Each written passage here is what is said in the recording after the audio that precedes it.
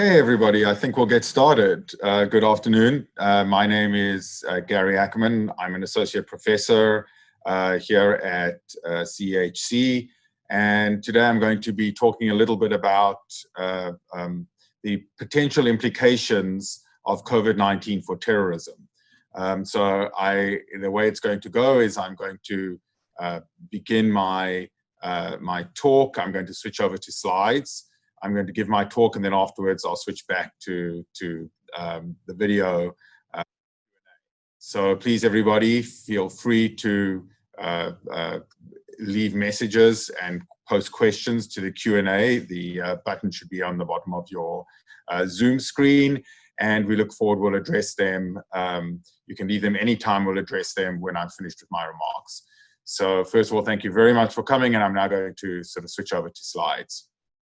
So I hope everybody can see the slides now. As I say, we're talking about how terrorists might exploit COVID-19. And please excuse the some of the diagrams. I like to have a little bit of fun when I make some of the pictures, but it's really a serious topic. So we'll go through. I'm going to try and break this up into digestible chunks, and then we can have whatever questions that you have. We'll hopefully be able to answer. So the first thing to think about when you're thinking about terrorists and COVID-19 is that we're all distracted by the public health and the social aspects of the pandemic, but we also can't forget that there's security aspects, because famous saying attributed to Trotsky, you may not be interested in war, but that doesn't mean war won't be interested in you.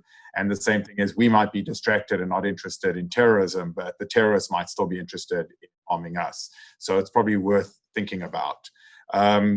There's various, as I said, there's a whole lot of security aspects, not just terrorism. There's things like breaking lockdowns, there's fraud, there's hoarding, there's cyber attacks, and we already had Professor Yankson give one of the previous talks on cybersecurity aspects. But today we're going to talk about whether terrorists will seek to exploit the COVID-19 pandemic for their own purposes, and if so, how.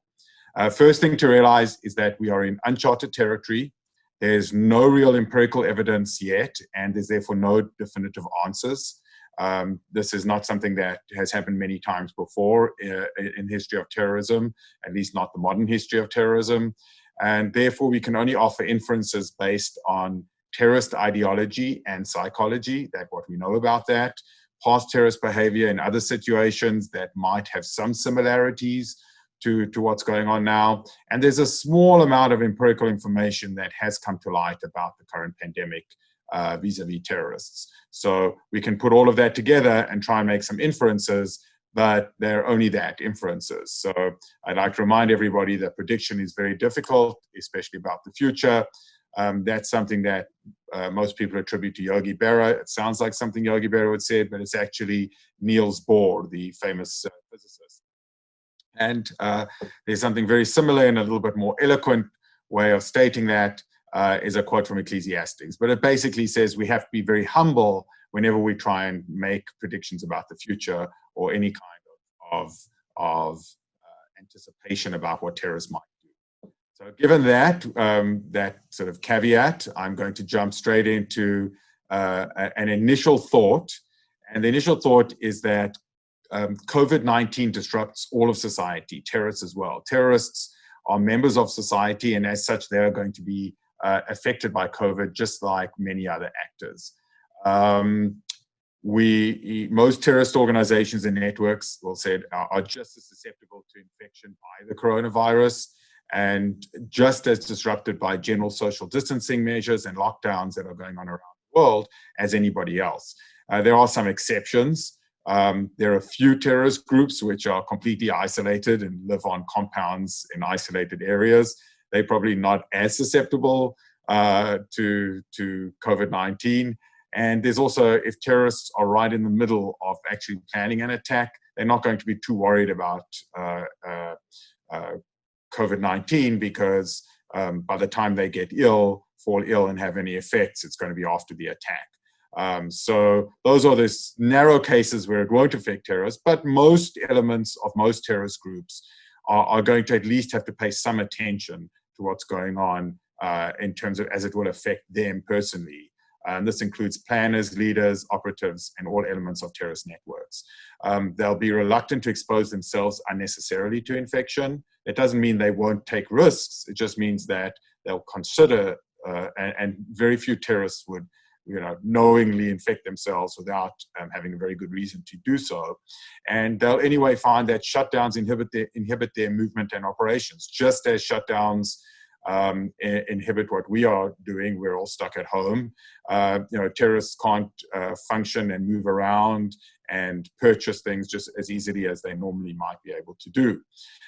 This, incidentally, will hold for all types of terrorists, from jihadists to racial supremacists to hyper-nationalists to anarchists. Doesn't matter what the terrorists are, these are just fundamental attributes of society that have changed. And this is something that we need to bear in mind, that we may be hamstrung and have many obstacles in functioning. Terrorists might experience many of those same obstacles. Okay, so given all of this as a preamble and something to keep in mind, how could terrorists exploit COVID-19? And these are just my top 10 in no particular order. When I say top 10, they just happen to be 10, so I'm calling it a top 10. That when I came up and started listing these, they're in no particular order. I'm not saying that one is more likely than the other, but here are kind of the following are the 10 elements that I believe would be things that we should be paying attention to. The first is thinking that terrorists are not only violent actors. Yes, they engage in a lot of violent activity and a lot of violent activity against civilians, but terrorists also, sometimes simultaneously with their violence, engage in pro-social activities. So even if temporarily, some terrorists will see the pandemic as an opportunity to broaden their support amongst constituencies. And we already have a few examples of this. The Taliban in Afghanistan have promised safe access to healthcare workers crossing its territory and have begun a public health campaign to inform Afghan citizens about the dangers of COVID-19 and things like hand washing and social distance. So they've actually sort of taken on a quasi-governmental role in the areas that they control. In Lebanon, Hezbollah has deployed nearly 25,000 healthcare professionals and more than 100 emergency vehicles to help handle COVID-19 patients. They've also offered the services of one of their social organizations, the Islamic Health Society, for disinfecting public places. So, so they've already begun doing this. And as you know, in Lebanon, the actual government, official government infrastructure is very weak. So Hezbollah often steps in, and this is another case where they've stepped into the breach. So, before we get into all the nasty things that terrorists might do, we just say that sometimes they're actually going to be engaging in helpful activities, even if it's just for selfish purposes. The second aspect to consider is that there could generally be, in these circumstances, an increased susceptibility to radicalization. The pandemic is causing fear for the health of self and loved ones amongst populations around the world. It's causing job losses. It's causing widespread dislocation and isolation. And it's causing extended periods of disruption. These are things that we're all living with every day. So this can tend to result in some negative psychosocial effects that tend to increase with time. The longer these disruptions occur, the longer the pandemic persists, the more these effects are likely to come into play. And these effects can range from sort of the mild increased anxiety, which a lot of us are feeling, up into mild paranoia, really not trusting what we're hearing and what's going on.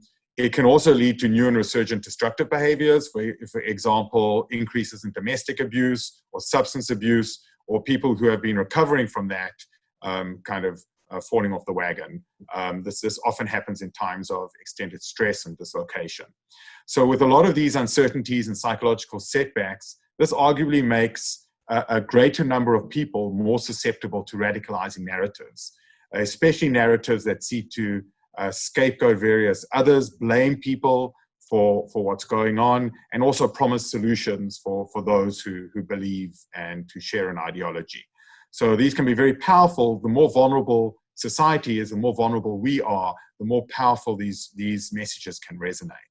So this can result in fertile ground for radicalization and extreme propaganda. So a lot of this will involve scapegoating the other. We've already seen amongst the far right, for example, in the US, scapegoating of Chinese, of immigrants, of Jews, blaming the foreigners for bringing in COVID-19, et cetera, et cetera. There's also the old Nazi trope of associating the other with disease. And the picture on the left there is from a Nazi propaganda video from the 1930s, where they basically said that Jews were essentially like rats and spread disease. This is an old trope, but it can be modernized with, and put a modern face on that.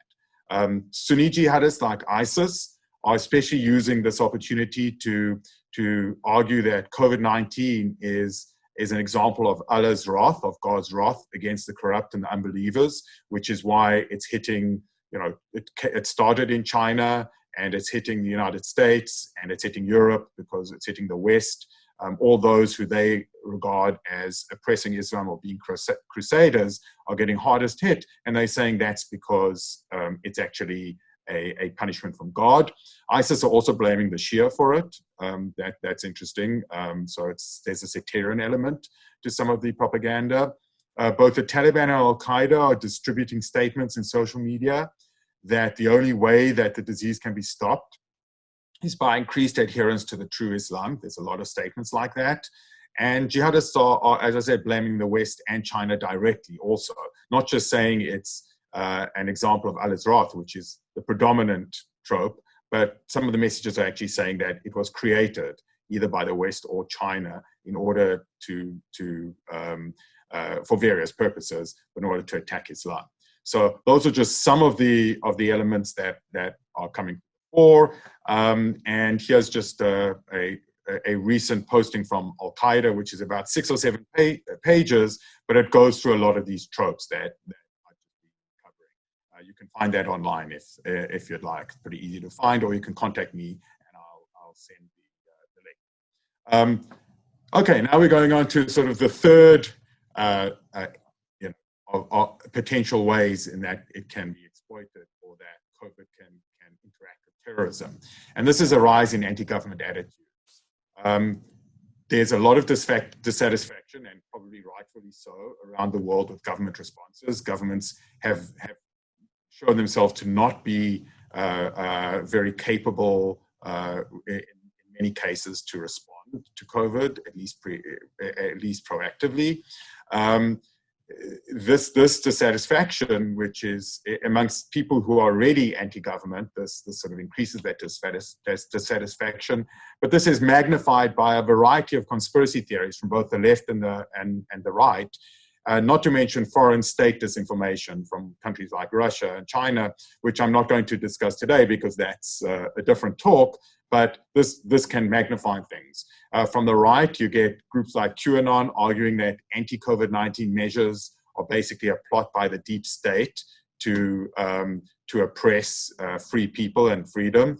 There's this something called the adrenochrome conspiracy, which is basically, there's various versions of this, but it says COVID is really the result of something, a substance they call adrenochrome, which was produced in China by the Western elites, corrupt Hollywood, the Jews, I mean, you name it, there's all kinds of people that are wrapped up in this, that this was created especially to kind of usher in a new world order and totalitarianism by a world government. So there's a lot of this conspiracy coming from the right. And from the left, it's actually very similar conspiracies that's saying that government policies to contain the virus are all about money and protecting corporate elites. And this is just another way, this is just another opportunity for the government to oppress the people and prevent freedom. So it's a very similar idea. And if you want to see some of those ideas, there's a blog called the Plague and Fire blog that you can look at. So these existing frustrations that exist, that are especially acute now, can be used by extremists to stoke anti-government feelings.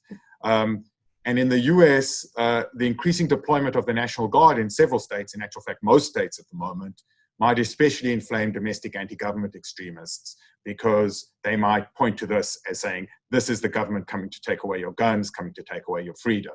So we can expect, one thing that we might expect is a rise in anti-government attitudes and that can be accompanied by violence. We've already seen a couple of potential cases of this, which we can discuss in the Q&A. Okay, now we're going to number 4. This is something that the COVID-19 itself, the very nature of a pandemic, could serve as inspiration, not just instrumentally or tangentially, but actual inspiration for certain ideologies, predominantly apocalyptic millenarian extremists. So terrorist ideologies that emphasize the end times or divine retribution might be strengthened by the pandemic. People will find their beliefs confirmed and heightened. They could especially view COVID-19 as a sign from God or the aliens, that the apocalypse is beginning, etc., etc.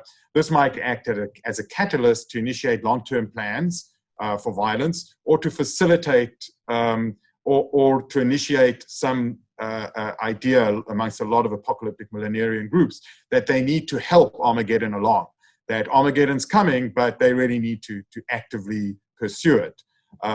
Both of these could include violent acts against the public. Giving some examples of cults there, if people are unfamiliar. Aum Shinrikyo and the Shoko Asahara is the head of Aum Shinrikyo, the Japanese doomsday cult on the left-hand picture. Heaven's Gate, which was a cult where most of the members committed suicide, and the Order of the Solar Temple, which happened similarly.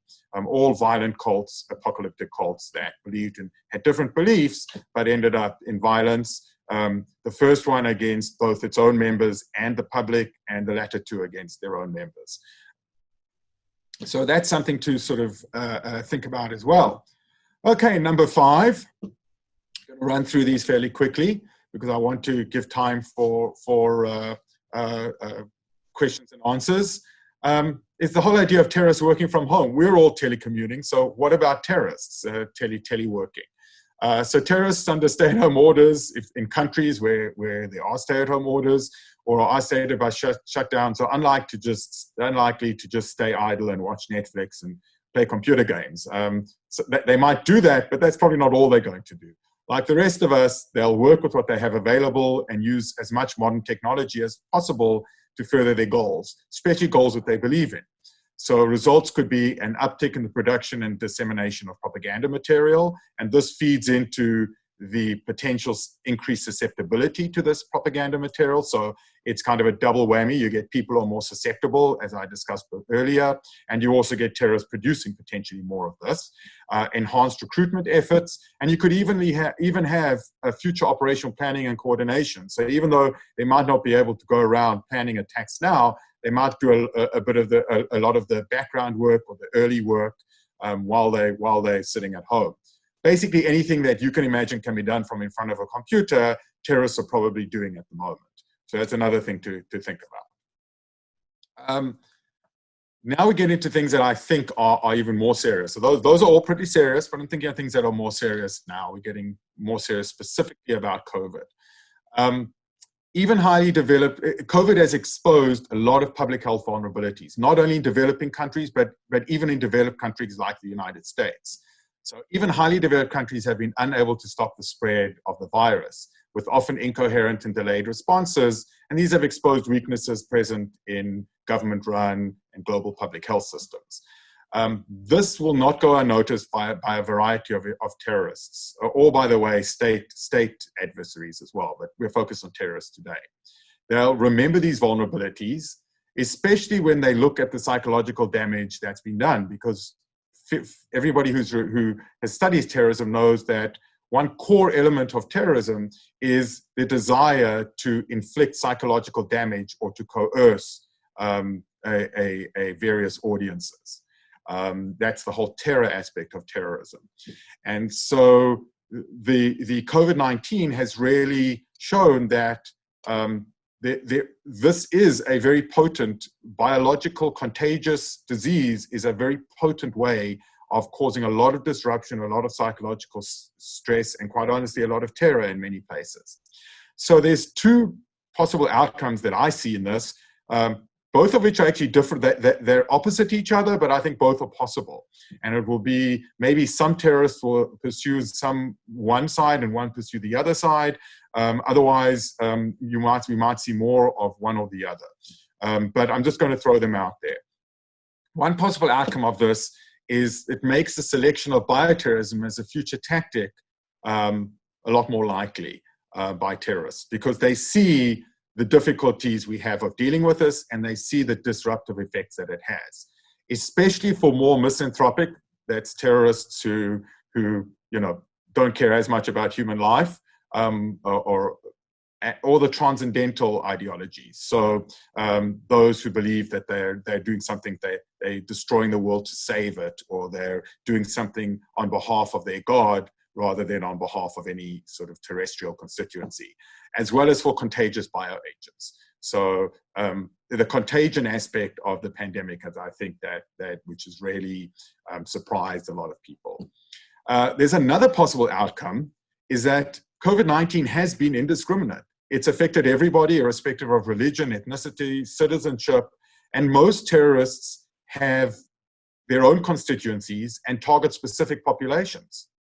So therefore, when terrorists look at the effects of this contagious bioagents, they might be less likely to use contagious bioagents because their own constituencies might be affected. Jews, Christians, Muslims, Buddhists, Hindu, they've all been affected by COVID-19. Black, white, Asian, you name it, all ethnicities have, and pretty much every country has in the world. So, terrorists who only want to target a specific citizens of a specific country or specific ethnicity might think twice about using contagious bioagents based on what's seen from COVID. So there's two very different takeaways that terrorists might take, and I think it depends on the different terrorist groups themselves. Okay, let's go to something even more direct, which is, could terrorists actually use COVID-19 as a bioweapon? There's a lot of COVID-19 out there. Unlike most bioagents, it's not difficult to find COVID-19 if you go looking for it.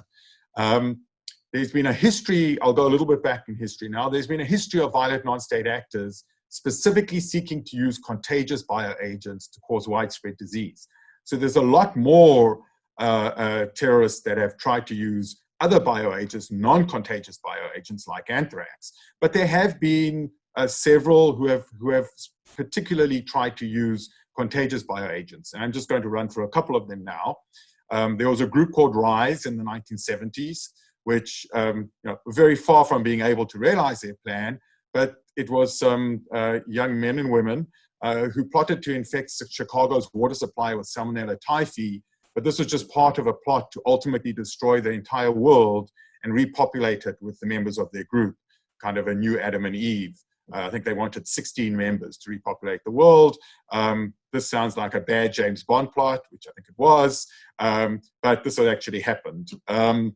Also in 1992, Om Shinrikyo, the Japanese apocalyptic millenarian cult that I referenced earlier, they attempted to collect Ebola in Zaire. They went on what was called an African salvation tour, ostensibly to help sick people with Ebola in what is now the Democratic Republic of the Congo.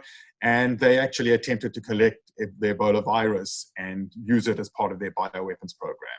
They were not successful, thank goodness, but this was their intent. And in 1995, white supremacist Larry Wayne Harris in the US ordered vials of Yersinia pestis. This is the causative agent that causes the disease of bubonic and pneumonic plague. He actually did manage to order it. He was caught before he could do anything with it, but he had tried to order other bioagents as well.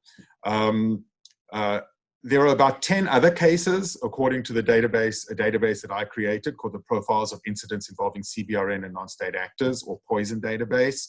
If anyone's interested, I can share some of those other cases, but those are three of the most prominent with contagious biological agents. Okay, so let's bring it through today.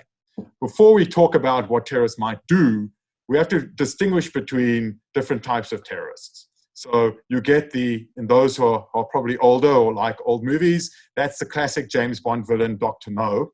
You get kind of the super villains out there, the mad scientists, but then you get a lot of other terrorists who are essentially not very bright, not very capable, don't have much technical skill. And when you talk about who's going to potentially use COVID-19, it very much depends on who you're talking about. However, let's talk about what we've seen. So COVID-19 could enable pretty much anybody to engage in what I call quick and dirty bioterrorism. Quick and dirty in that it's pretty easy to do. It's not going to get very far. There's kind of three types of things that I think can be done immediately or pretty easily with COVID-19. The first is low-level, quote-unquote, terrorism. It probably does qualify as terrorism if the intent is to actually cause fear in a wider population by victimizing a particular target. But there have been several cases in the US. Myself and some of my students and colleagues here have identified at least 9 cases in the US, but also in the United Kingdom, Italy, Thailand, Japan, Belgium, Australia, and Kazakhstan, of various people claiming to have coronavirus, intentionally coughing, spitting, licking products in stores. It always seems to be a Walmart in the US, but people are going around intentionally trying to spread COVID-19 and are saying that they're intentionally trying to do it. They're often being arrested and charged, sometimes being prosecuted under terrorism statutes in the US. So this is being taken seriously. However, the amount of actual damage this will do is probably pretty small. There's then the idea of coordinated attacks on specific targets by actual terrorist groups or extremist groups. There's been no real evidence of this, but there has been some talk about this. There have been several racist groups in the US using Telegram and other messaging services are encouraging members who contract COVID-19 to spread the disease specifically to law enforcement, non-whites, Jews, for example, by spreading saliva on door handles at FBI offices. Again, this is quite small scale, but it's something that is being discussed. The Egyptian government has been accusing the Muslim Brotherhood of a plot to intentionally spread COVID-19, but the Egyptian government, it could just be Egyptian government propaganda. As you know, the Egyptian government currently is essentially an authoritarian state that is fighting the Muslim Brotherhood. So you can take that with a grain of salt. But these are kind of very small scale, but coordinated attacks based on ideology.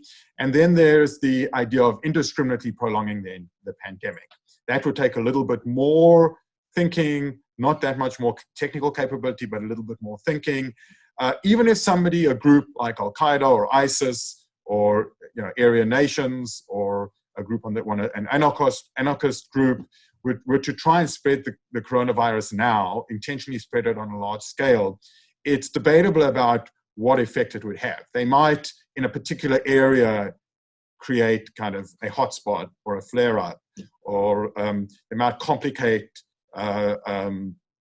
responses in some areas. But we're pretty much going all out to identify and treat and prevent the disease at the moment. So they're unlikely to have a very large impact, I think, on the actual spread of the disease at the moment. My concern is that the greatest danger lies after the current phase of the crisis, when we get the naturally occurring phase of COVID-19 under control, and things start going back to normal, we start opening up, we start relaxing social distancing. But before we have a vaccine, that's the point where I think extremists or terrorists could do a lot of damage by creating or kicking off second waves. They could sort of, intentionally contract the disease and then spread it as many places as possible to try and cause a second wave and have everything go back to the beginning. So I think the time we need to worry is as soon as the current phase ends, that's when we need to start being especially on the alert about bad actors trying to cause a recurrence of the disease. That's just my thoughts. As I said, I'm not exactly sure what terrorists will do, but those are some of my thoughts. Okay, now we're going to go back to other things that COVID-19 might affect, and this is conventional attacks or other attacks by terrorists. Most terrorists, I believe, based on any strategically crafty or cunning terrorists, I think will likely conclude that now is probably not the best time to launch an attack. Why? It's because most terrorist attacks, they want to target a lot of people and they want to have a large publicity footprint. And it's quite difficult to do that when the entire attention of the world is on COVID-19. It's going to be much more difficult also to get a lot of targets. There's just not a lot of, there's not thousands of people in Times Square at the moment. They're not hundreds of thousands of people using mass transit at the moment. You'd probably, if you want to attack an aircraft, which would probably be the worst time to attack an aircraft, because aircrafts are almost empty, the ones that are flying. So there's fewer targets around, and it's harder to get get a headline in the news on top of everything else. So it doesn't pay most terrorists to kind of launch an attack now. There is an exception, one big exception, and that's medical facilities, any basically targets that are associated with treating COVID-19. They can provide both a concentration of victims, because you have a lot of people in one place, like especially in some of these large arenas and warehouses where they're putting lots of people. And there's also going to be high level of publicity, because they're already getting publicity in those areas. There's already a lot of press being paid attention. So if those were attacked, those would get high publicity and have high levels of casualties. So that's something to think about. And we've already had one potential case where Thomas Wilson, a white nationalist anti-government extremist, was killed in Missouri on March 25th after apparently plotting to target a local hospital. And he had many targets, including synagogues and other targets, but he decided on the hospital specifically because of COVID-19, and he knew that would get a lot of attention. That's where people would be. So the security of hospitals and other medical facilities should be taken seriously at this time. So that's kind of something to think about, at least in my opinion. Okay, now we're going to number 9, that this is not so much securities for attack, but securities that could facilitate future attacks. So many facilities might be less well protected than normal at the moment. There's a lot of limited operations in many facilities. There's a lot of ill or quarantined personnel. So in some facilities might not have the same degree of personnel that they normally have. There can be simply lower foot traffic, lower number of people crossing in front of the building every day. And there will also be a psychologically distracted workforce who are distracted by what's going on with COVID-19. Now, obviously, some facilities like military bases, all the guards there are essential personnel, are going to be there, are going to continue guarding the facilities. But even those might be a little distracted, psychologically distracted, or affected in other ways. So this is something to think about, that potentially as targets, terrorists who want to kill a lot of people are less likely to kind of look at targets that usually have high concentration. For example, Times Square and the subway, as I mentioned. Terrorists who want to cause a lot of casualties are probably less likely to sort of target these targets now, with the exception of medical facilities, as I said.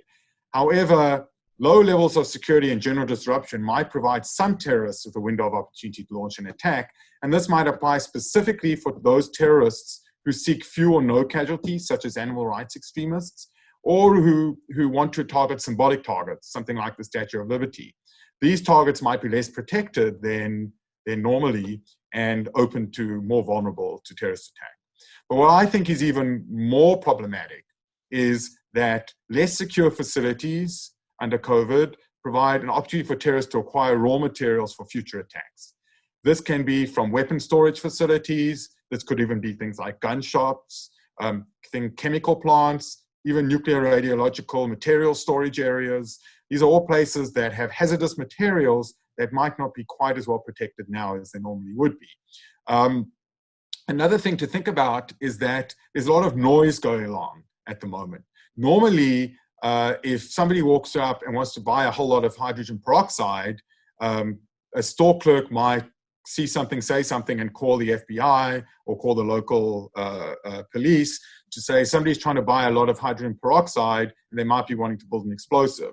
But when store clerks who are already stressed and have people coming and buying 500 rolls of toilet paper and 50 D batteries and everything else, they might not realize if somebody's buying a couple of gallons of peroxide, it might kind of get lost in the noise because this is a very unusual time.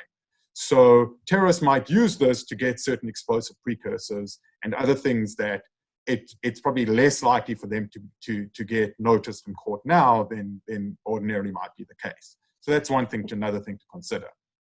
Okay, so now I'm going to sort of wrap this up by thinking about how this might be affecting counterterrorism. And I think the biggest impact of COVID-19 on counterterrorism might be that it could diminish CT capabilities, counterterrorism capabilities from both law enforcement and intelligence analysts and throughout the entire sort of, even amongst military, the entire spectrum of counterterrorism capabilities.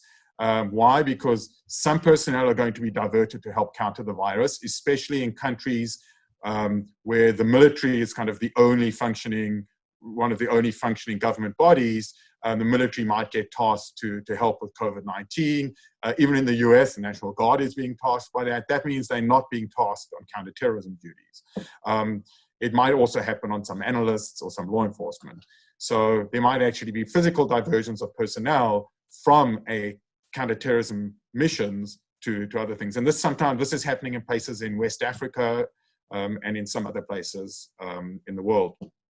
You could actually have counterterrorism people who fall ill or under quarantine or becoming caregivers to family members. This means that are not doing their law enforcement or intelligence role. And so there are people who are not doing what they normally would be doing, and it diminishes the counterterrorism overall capability. There's also the idea of teleworking. It's very difficult to telework and still deal with classified material. So a lot of people, and I know this for a fact, a lot of people in intelligence agencies have been put on telework. They've been regarded as non-essential. This means that there are some people who obviously are still essential and on the front lines, but there's a lot of other people who maybe are not on the front lines, but one step back, who think about strategic aspects of counterterrorism, et cetera, who are now teleworking and don't have access to the same resources they normally would have. And then there's obviously, as I've mentioned before, various personal stress and distractions, various kinds of those that you'd have to think about. Terrorists could exploit all of this. We're already seeing some potential signs of this. Boko Haram have increased the pace of attacks, especially in areas where troops have kind of been withdrawn to go fight COVID-19, in Chad and parts of Nigeria.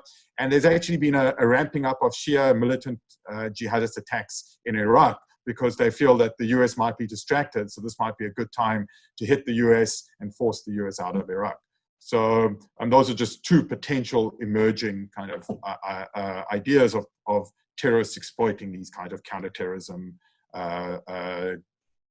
distractions. Okay, so that's the top 10. I've gone through them quite quickly, but I'm happy to sort of look at all and discuss things during Q&A. But I'd like to end with a couple of insights, which kind of wrap everything up. First of all, insight number one is that terrorists are people too, and will experience many of the same fears about and disruptions from COVID-19 as the rest of us. So as much as they think themselves apart, or they might hate the rest of society, they still are part of society in the vast majority of cases. Insight number two, terrorists are opportunistic, and savvy terrorists will seek to turn the pandemic to their own advantage. Very few terrorists are just going to sit back and say, well, you know what, the world's having a hard time, so we're just going to stop everything we're doing. And when the world gets a handle of the virus, we'll then go back to doing what we were doing. No, they'll exploit it because they believe that their cause is more important than anything, including a pandemic. Insight number three, COVID-19 can be used and exploited and leveraged to inspire, radicalize, and catalyze supporters and constituents in a variety of ways. And I've discussed some of those ways. And insight number four is that COVID-19 creates several operational vulnerabilities that can be exploited by terrorists. Everything from diminishing our counter-terrorist capabilities to facility protection to showing vulnerabilities in our public health system. And I'll leave you with something that even in situations like this, we should really try to think ahead of the terrorists, because they don't stop thinking about how to harm us. We can't stop thinking about how to prevent and counter them.